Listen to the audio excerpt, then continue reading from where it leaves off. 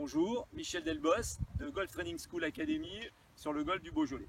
Je vais vous présenter une situation qui concerne les sorties de rough. Plusieurs possibilités dans les sorties de rough. Soit vous avez une balle très enfoncée, soit dans la situation suivante que je vous présenterai, vous aurez une balle légèrement plus élevée, soit une troisième situation où on se situe à une distance quand même assez conséquente du green et où il faudra faire rouler la balle de façon plus importante.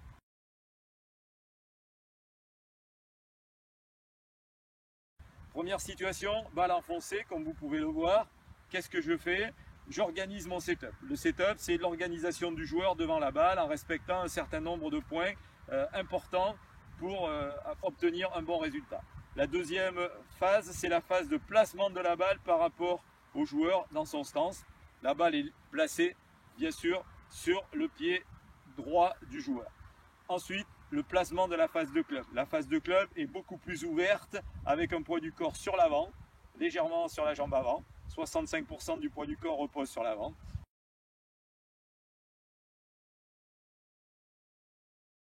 Je vous présente la phase dynamique du mouvement.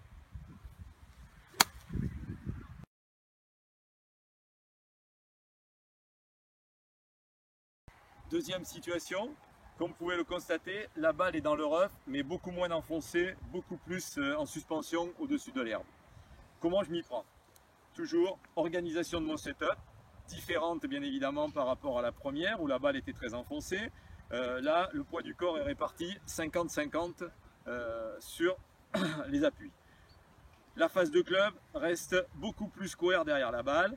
À partir de là, de par la position du corps différente, vous aurez un angle d'attaque lors de la descente très différent qui va beaucoup plus longer le sol. Donc vous aurez un angle d'attaque ici et qui va longer le sol par rapport à la première situation où la balle était derrière. Voilà, donc voilà le fonctionnement mécanique de cette sortie de rough. Je vous propose donc de vous illustrer ça sur cette phase dynamique de sortie balle au-dessus de l'herbe.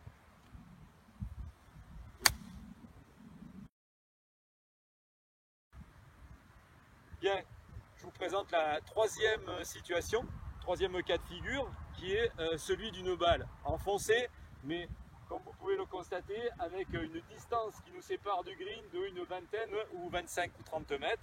Donc, troisième possibilité, les variantes à mettre en place, tout simplement, comme pour la première situation, sortie de rough avec une balle enfoncée, votre poids du corps va être un tout petit peu plus dans la mise en place du setup sur la jambe avant.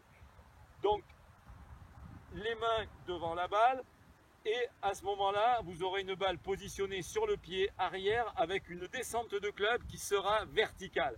Mais la grande différence, c'est que vous n'allez pas ouvrir la phase de club, que vous la laisserez totalement square. Ce qui fait que lorsque l'angle d'attaque arrivera sur une balle dans le rough un petit peu enfoncé, le fait de ne pas avoir ouvert l'ouverture de la phase de club va vous provoquer une balle qui va énormément rouler, qui va aller jusqu'à la direction du drapeau. Voilà, donc vous allez voir, je vous illustre le mouvement comme ceci.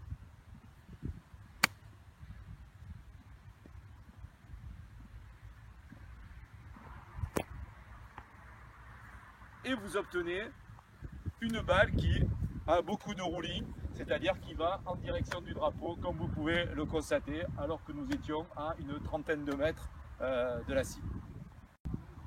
Après ces trois situations que je viens de vous présenter sur les sorties de rough, j'espère qu'elles seront une aide positive pour vous.